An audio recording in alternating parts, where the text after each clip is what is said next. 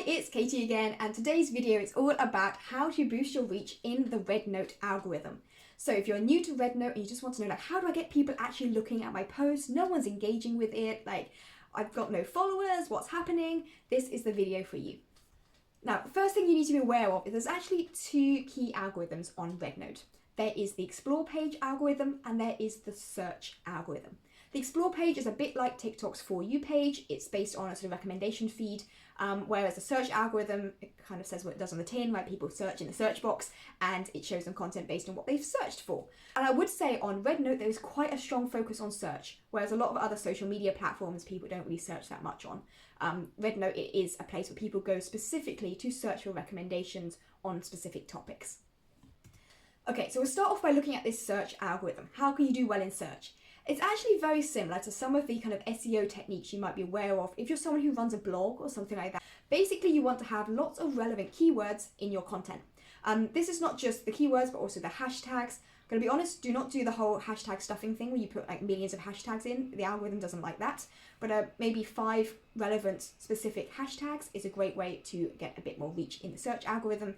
And write really long form, detailed post descriptions, including lots of relevant keywords and phrases that people might be actively searching for. So let's imagine you're someone who creates content about books, right? You're a book talker and you've moved across to RedNote and you want to have a video with your top 10 book recommendations. But don't just post the video with a short title. You want to post the video, the title, which would be eye-catching and all that kind of stuff, and then underneath an entire description, basically saying again what you said in the video. And put in there lots of relevant keywords. People might be searching for keywords like fantasy books, or they might be searching for reading recommendations or book recommendations or book talk or specific authors or specific sort of subgenres and so on. So make sure you've got relevant keywords and phrases related to all the possible things that people might be searching for on that topic. Okay, so it's going to be quite a long essay by this point. You want to then break it up with emojis, a bit like bullet points, and separate them into categories, like paragraphs, one for each book that you've talked about, that kind of thing, to make it a bit more easy to read. Okay, another thing that is really important for doing well in the search algorithm is using tags. These can be location, user, and product tags. So for example, maybe you are creating content about fashion and you want to tag the specific outfits and like where you purchase them from, that kind of thing. That is really relevant because people do actively search for recommendations and people's opinions and posts about particular brands and particular kinds of fashion trends, for example. So make sure you use those kind of tags. Similarly, things like location tags. Let's say you create travel related content. Well, make sure you tag the location of the places you are visiting in that particular video or post. Right then, the second algorithm that's really important is the Explore page algorithm. This essentially is like your For You page, the recommended post feed, whatever you want to call it. When you first open up the app, you see a whole grid of interesting posts that the algorithm has decided it thinks you might be interested in. The way it decides what to show you is basically based on engagement metrics and a particular demographic. At the beginning, your post will be shown to your current followers or a sort of random subset of RedNote users. During this time, the algorithm will test out how well they engage with it and also what particular demographics of people engage well with that content. So let's say your content tends to be reviewed by people who are female, aged 25 to 35 and are interested in books.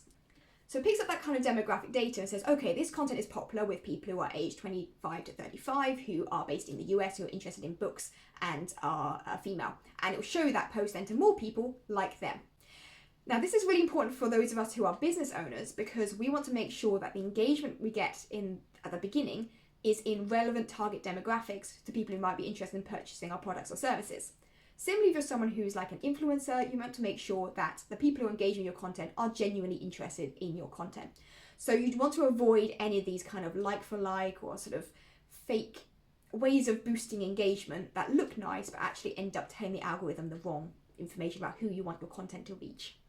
Okay, now something that is really key to both of these algorithms, the search and the Explore page algorithm, is engagement, okay? It's engagement within relevant demographics. I've actually got a whole video dedicated specifically to how to boost engagement on your new RedNote account. The link for that is in the description or in the playlist if you're watching already within the playlist. So do check that out if you want to know how to get more engagement and how to get therefore the algorithm working for you. There are also a whole bunch of other topics in this playlist, including talking about what kind of content you can create, things like how to build more of a community around your RedNote account, monetization options, and also some really important things to be aware of what not to do to make sure your account does not get banned. So I hope you found this helpful. If you did, don't forget to like and subscribe, and I'll see you again in the next video.